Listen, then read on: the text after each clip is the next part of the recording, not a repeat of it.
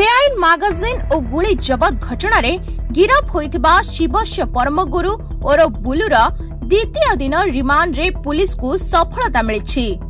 बेआईन magazine और गुली जबत घटनार खोलताड़ करथवा police एबे निशा कारबार गुमर खोली। तेबे गत शुक्रवार दिन बुलु को नहीं सहर मध्य एक घरोई बैंक को जाइथिला पुलिस। बैंक लकर रे बुलु रखिथिबा सोना गहना और टंका जबत करा जायछि।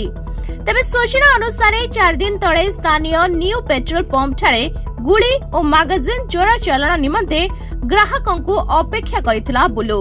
ता निकटरू नगद 32,600 टंका, एक मैगजीन, 2टी जीवंत गुली जबत करिछि पुलिस। तेबे थाना रे पचरा उचरा परे ता घरे गोटिए 7mm पिस्तल, 7 गोटी गुली एवं 2टी मैगजीन रखिथिबा स्वीकार करथिला बुलु। तेबे बयान मुताबक पुलिस तार बरुणेई नगर स्थित घर तलाशी बेले गोटिए मैगजीन एवं 2टी जीवंत गुली जबत करिछि।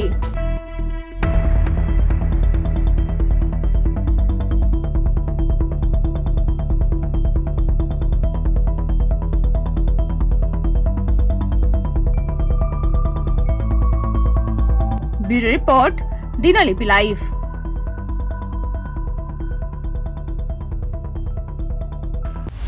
दिनलिपि लाइव सहित जोड़ी होई रुहंतु।